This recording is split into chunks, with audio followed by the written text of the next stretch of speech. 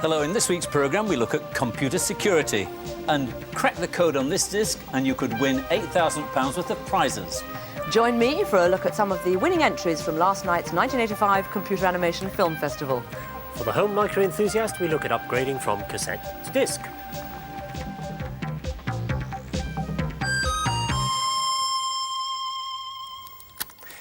Most home micros start out by using cassette for storing and loading programs. Well, cassette tapes are cheap and readily available.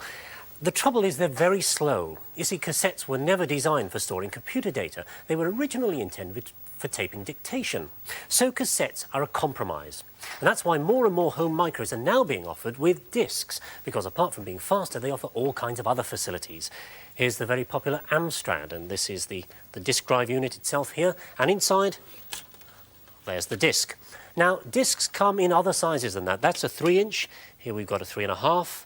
This is 5 1/4, and here you see why they're called floppy disks. And this one, an 8-inch, which nobody seems to use these days.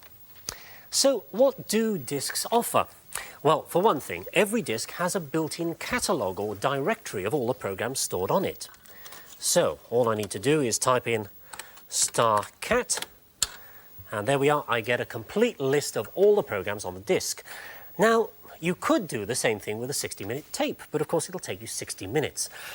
Now then, that's the program I want. It's called Graphic, so I just type in load. Graphic. I'm not the world's best typist, but that's all there is to it. It's ready to run. How does that work? Well, inside the sleeve is, logically enough, a disc.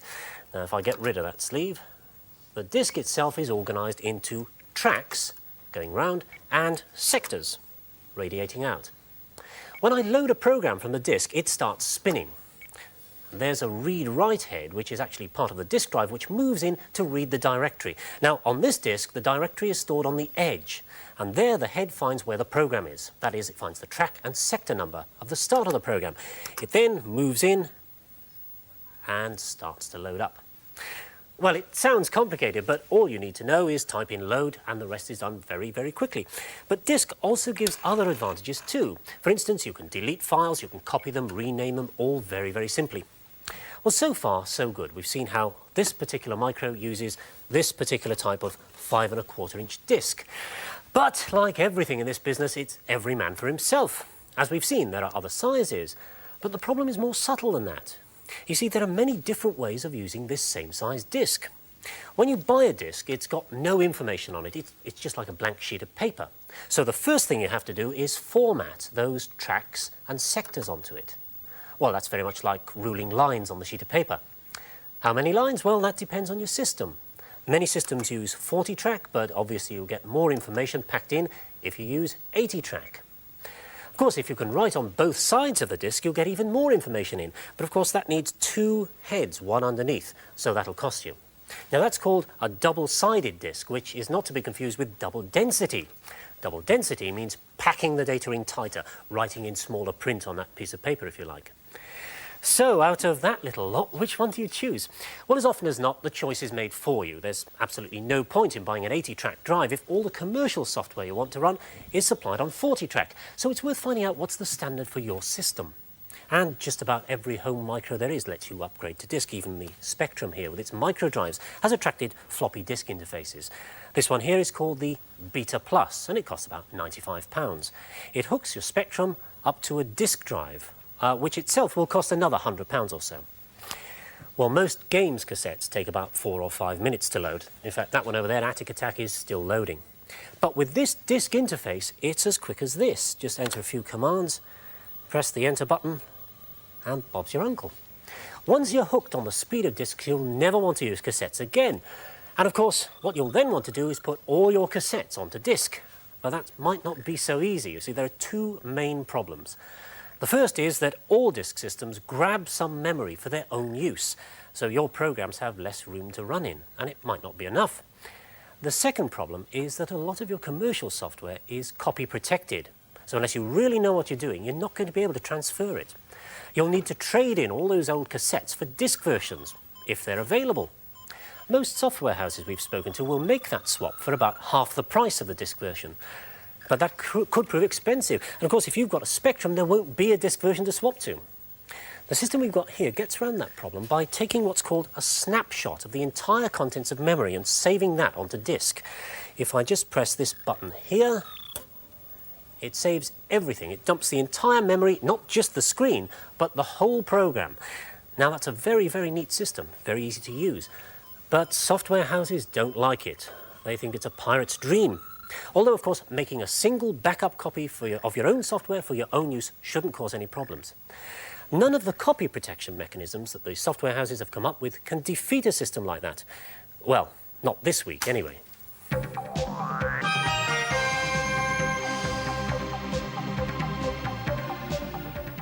The Advertising Standards Authority named the computer companies whose ads are not legal, decent, honest and truthful.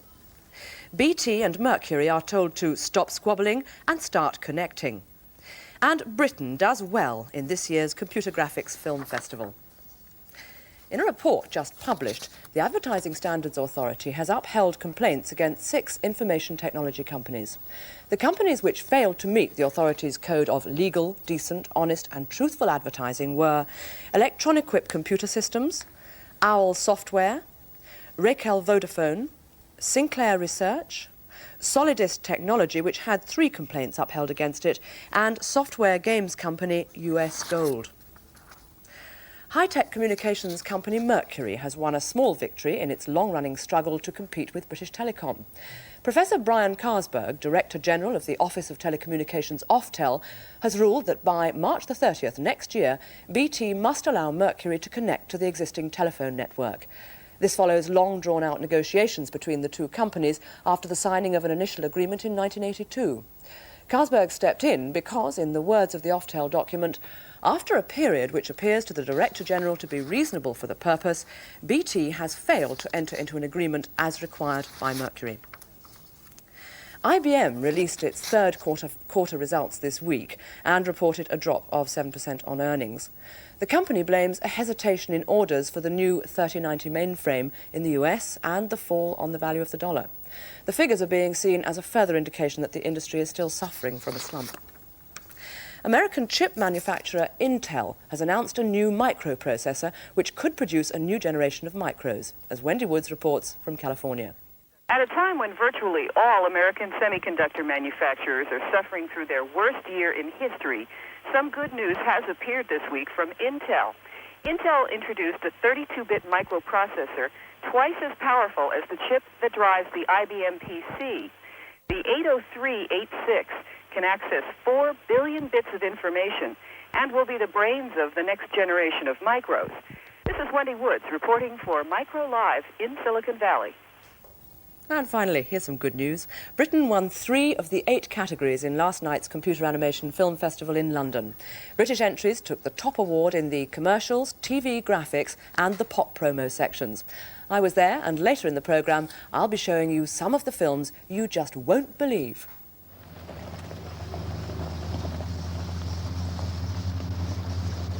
Army communications in the field need to be mobile. Obviously, they have to keep up with movements in the battlefield. A signals convoy like this one can act as a relay post between units at different positions. We're on the move now to make sure that when they get to their site, there's a decent communications link set up, ready and waiting for them.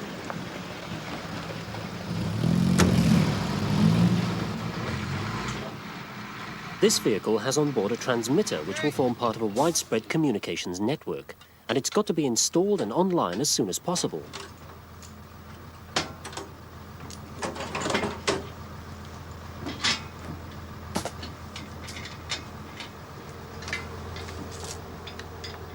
The crucial thing is to make sure that the signal sent from the top of this aerial can be picked up by headquarters, which might be anything up to 20 miles away.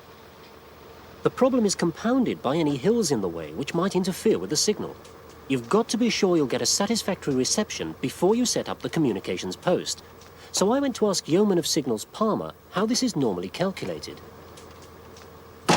I've got to do what we call a path profile, where I've actually got to draw a graph of the terrain between where we are and where we are working to. A sort of cross-section through the earth. Yes. How'd you do that? Well, what we have to actually do is look at the contour lines on the map and actually plot the height of each contour line for the whole shot. There are dozens of them. Absolutely. How long is that going to take? Well, this particular bit will probably take me 15 minutes at least to do. Right. Oh, well, let's assume you've done that. I mean, what do you do next? Then I've got to transfer to a proper drawing on special paper so that we can actually look at it. I see. What does that look like? Well, when it's finished, it will look something like this. As I said, we've used special paper, and this is where we are now. This is where we are transmitting to. And this is the actual radio line of sight between the transmitter and the receiver. And as you can see, it cuts through this peak here, which will be an obstruction, and therefore will cause the signal to suffer. Now, so far you've only drawn, you haven't done any computation. What do you do now with that? Well, once I've got this, I now have to go to a book of what we call nomograms and work out various losses, such as for free space and reflection. We work it out from this particular nomogram here and tell us roughly how many dB losses we're going to suffer. Obviously a very lengthy, painstaking process. How long did it take? Well, this has taken about 45 minutes, but these are ideal conditions. Can you imagine in the middle of the night, in a tent, pouring with rain? Rather difficult. And then what happens if you find that it's not a suitable site? Well, then we've got to pick another location and start all over again. You'll be well pleased. Surely a job tailor-made for a computer, especially if it can be preloaded with information about land contours. And this is the computer that the Army's found for the job. It's the Husky Hunter. It's very light, portable, but it's very, very tough. Tough enough to take a few knocks, which it would need to in the field. Despite its size, it's got enough memory here to hold all the geographical details for an area of, 2,000 square miles. It's not exactly an expert system. You need training to use it, but if I simply enter the coordinates of each end of the link, and a few other details such as mast height and the frequency, I can just let the computer get on with it. There's a few seconds delay. And here's that profile. There, of course, is the hill that could cause the problems. And there is the path of our signal. The computer can now get on with calculating the signal loss. And shortly it will come up with a number, which is the number of decibels loss on the signal. Now, I'm hoping that number will be less than 150. That's as much as we can cope with. 150 decibels means that the signal at this end is about 1,000 millionth of the signal we're transmitting. But that's enough to cope with. Here's the number, 133, and that's okay. It's all very well setting up an elaborate network of communication links, but if this were for real and not an exercise here in South Dorset, then simply communicating wouldn't be the aim. In wartime, communications must be intelligible to us, but unintelligible to the other side. A lot of radio telephone messages there. Now, the enemy's bound to pick it up. Well, no. The telephone conversations themselves are not in analogue form as currently used on the British telephone system. In fact, the Ptarmigan system is wholly digital, and that means as well as normal voice traffic, we have data and telegraph. Because it's in digital format, then the messages can be encrypted very easily. Consequently, subscriber's voice is changed from analogue to digital form at his telephone instrument. And thereafter, as it's routed through the system, it can be scrambled or encrypted before being passed along the transmission links. What's the difference then between encryption and the old-time scrambling that you hear about?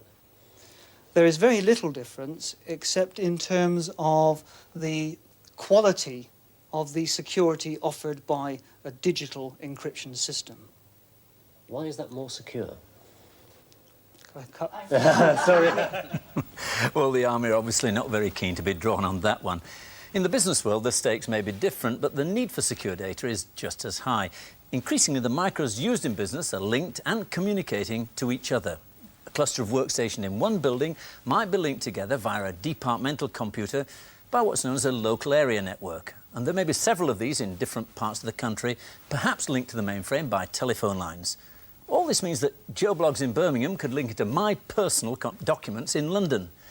Well, to stop me from doing this, a very basic protection is to ask for a password. And we've got two micros here which are connected together, and I want to get information which is stored in this one out on this micro over here. Well, first it asks me to sign on, and I give it my username, which is obviously Mac, and it goes away and checks that, and then it says, please enter your password. Well, to any reasonable hacker, he would obviously try Mac, and that's obviously one that you shouldn't use. And it says, please enter your password. It obviously doesn't like it. And so my password is in fact a secret. So I'll type in secret. With a bit of luck, it should accept that. And immediately it does, it starts to transship the information from here to this one over here through the wire. But so passwords offer some form of protection, but one problem is that data can be intercepted as it's travelling along the wire connecting the two together. It's possible to bug the wires, there may be telephone wires for example, and to suck out the data without needing a password or even to be there. Somewhere in the building there'll be a spaghetti junction like this that could be tapped into. What we have here is a small FM wireless microphone. This microphone is designed to pick up voice and transmit it over short distances to a standard VHF receiver, an FM broadcast receiver, such as this receiver here. Now what we have done is we have deliberately tapped the phone line using a transmitter like this one, modified slightly, and that is now transmitting a signal which can be picked up on this VHF receiver. Now let's see what happens when we turn on this VHF receiver and pick up the sound being transmitted by our wireless transmitter. The sound you hear is the sound of data being transmitted. Let's see what happens when we bring it by the terminal. So there he has a copy of what could be a secret memo. You might not be able to stop the phone tappers, but you can stop them making sense of your data. One way is to use black boxes called scramblers. This is one here. It's actually a blue box, but it fulfills the same function. They sit on either end, there's another one over here, of the telephone line between one machine and the other. One alters the data in a predetermined way, and the other one reverses the effect. So if the message is intercepted, and we've got a message being transmitted between the two, and if it's intercepted by another micro here which hasn't got a scrambler, it just produces a lot of gibberish. In fact, you can see it's producing a lot of blanks on the screen, and that's because it's transmitting data which can't be actually converted into printable characters. Well, scramblers only give you security over the line, and there's still the problem that someone may get hold of the terminal and read your information. That's why the Army don't consider them a complete solution. A better answer is a software answer, data encryption. Well, at its very simplest, the words can be coded by shifting the letters of the alphabet like this. And there we have the alphabet, and we're going to shift them. Many of us have done this at school. We take an A and make it a Z and so on and so forth. And we've got a message here which we're going to convert using this lookup table. The T is converted into an O, the H is converted into a C, and the E is converted into a space, and so on, and you get some sort of gibberish coming out rather like this. Well, the trouble is that this code can be cracked with a rather simple computer program like this. There is our message, our final coded message there, and in fact there are only 27 different combinations that this can have, 26 letters of the alphabet and one space, and it's fairly straightforward to actually get the number of possible combination from lookup tables to 27 lookup tables like this. And all we have to do is to go through these 27 possible combinations and find one that's actually in English. And there it is. The money is hidden in the cellar. Well, that's a simple decoding program to write, and it's probably the first thing that any hacker would actually try. So instead of displacing the alphabet, what we can do is actually do a random shuffle like this, just shuffling the letters along, and then we get another lookup table here. There's the message, and once again we get this form of gibberish here. But this time, instead of 27 possibilities, there are 10,000 million of them. And to go through all these permutations in a mindless way on a computer would take more than 350 million years, even at 1 million lookup tables a second, and that's a lot of millions. But language is full of patterns, and earlier decoding techniques use these as a guide. If we look at this scrambled message here and look at the most common letter, it is in fact a U, which corresponds to this space. But the next most common is an R, which corresponds to the E, which is in fact the most common letter in the English alphabet. And by looking at the various combinations of letters here and the frequency, we can reduce the problem to something more manageable, and with a bit of luck and a bit of guesswork, we can actually find what the message is. But to make things even more difficult for the cracker, there's a third technique. we can actually jumble the letters up here before they're actually converted by the lookup table. Take the lookup table and convert it, we get the usual gibberish. Now, if the cracker knows your lookup table, he can use it, and he gets a message here, which it's not quite obvious that that is actually English. Well, just how good are you at cracking this sort of code? In this week's Listener, there's a simple encryption puzzle for you to get your teeth into. You could solve the problem with paper and pencil and a lot of patience, but a computer would be a big help. The price for the first correct answer is an Amstrad word processing system. But the business encryption is not as easy as that. There are many other techniques which you can use to make the cracker's task even more difficult. One is to convert the code into binary combinations for which there is no printable characters, like we saw over there. Well, here's one professional communications software package which includes a data encryption facility. It's Datasoft's DataTalk. Well, Datasoft and their distributors Thorny and I reckon you stand little chance of cracking anything that's been encrypted by it, and they've put up a challenge. Well, this challenge appears in next week's Listener. The prizes are worth over £2,000 in the first week, and week by week they rise in value, so that if you won in the last week of the competition, they're worth £8,000. Datasoft are quite certain you won't do it. It's all numbers, if you look at it here, so analysing the frequencies may not get you too far. You've got until our last show this year to crack it. Details are in the Listener. We'll keep you posted.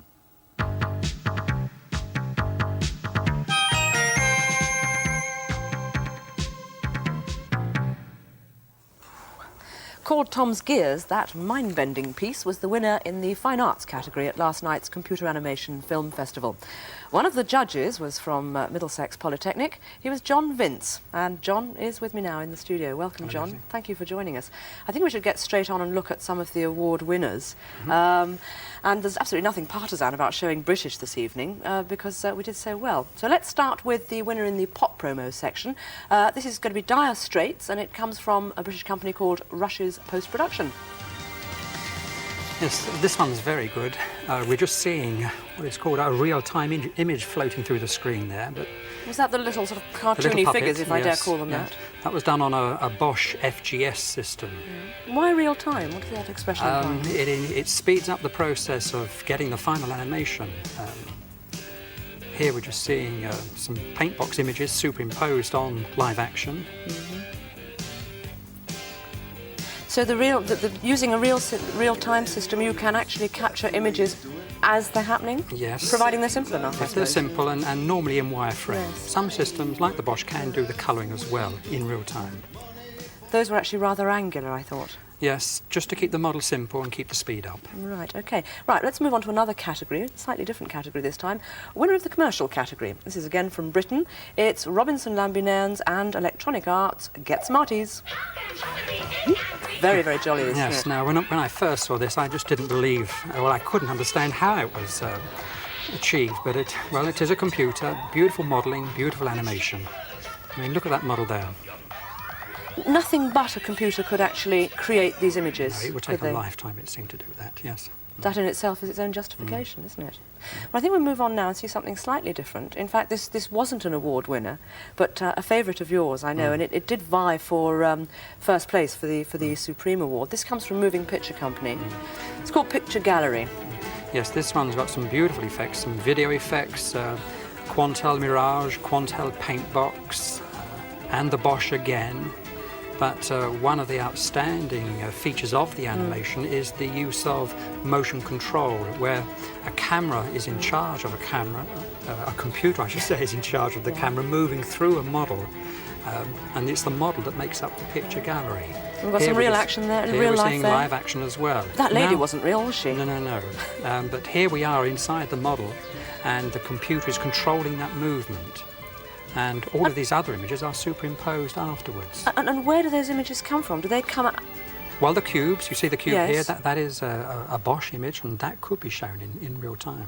That is absolutely, it is tremendous, is, especially yeah. as you start to explain it. Yeah, fantastic. Do you yeah. think that computer-assisted visuals will eventually replace the traditional way that animators work altogether? I don't think so, and I wouldn't want to see it either, no. So do you think that there is a place for both? They are going to coexist for a long time, yes. Yeah. Well, I hope so. I'm sure there are many traditionalists who hope so too. Because they do say, traditional illustrators, that computer-generated images might be very clever, but they lack sensitivity and they lack personal expression, I think you'd call it. But frankly, this year's overall winner of the competition defies that criticism. From Canada, it's a little piece called Tony DePeltry. Let's have a look at that. Yes, now this piece is really outstanding, and I suppose the purists would say that this is pure computer graphics. Everything is drawn by the computer. Fantastic modelling. We saw the model of the shoe just then. Now that is not a real shoe, but a computer-generated shoe. Now, what exactly do you mean by that? I mean, that's a staggering statement to make. Someone has to feed in the dimensions of the shoe, in that someone has had to feed in the dimensions of this model that we're seeing now. Every aspect of that model has to be fed in numerically. So, you're saying that the model itself doesn't actually exist? There isn't a puppet-type figure who's being moved about? Well, there would have been a shoe in the first place, and there would have been a model of the head in the first place, yes. But that is digitised and turned into triangles, and then it's the triangles that make up the final model. Is this rather like the picture that is on our screen at the moment? Yes, now we can see how that model is going to be turned into a system of triangles and polygons, and afterwards that model can be thrown away. It's the numbers that remain that are animated. So actually talking about turning numbers, the measurements between one little point and another, you tell the computer that, and the computer can then judge for itself how all those numbers move about. Under the control of a program, yes. Absolutely. So therefore that makes the lights and the shadows from the figures, none of those are real yes, either. Everything, yes. Everything. That is extraordinary. Now that must have been a supercomputer that created that. Yes, there were 2 cyber mainframe computers involved in the project, a total of 3 years and 4 man-years involved in achieving that animation. Yeah, and the animation lasts about 5 minutes, but yes, I would like to say I think it's worth every moment of it. Is there anywhere else that interested people can see this year's winners? Yes, I'm hoping to show a lot of these excerpts at the Cambridge Animation Festival in November, 4th to the 10th of November, so get along there and see it. Smashing. John, thanks very much for coming along this evening. The pictures are even more amazing once you understand a little about how they're created. Yes. Wow, it's very, very it's like a wave. Woo!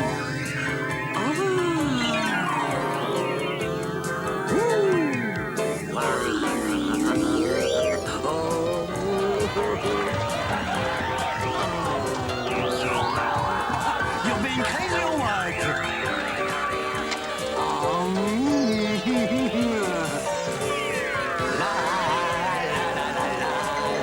Let's go, everyone!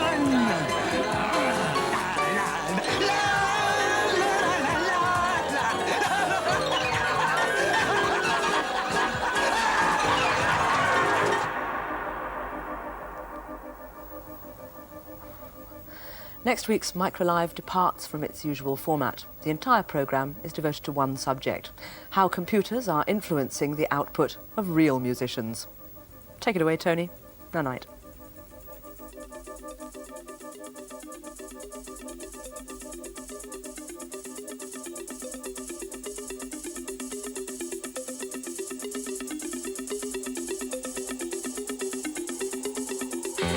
Remembering the unforgettable, a certain truth dresses as a fable.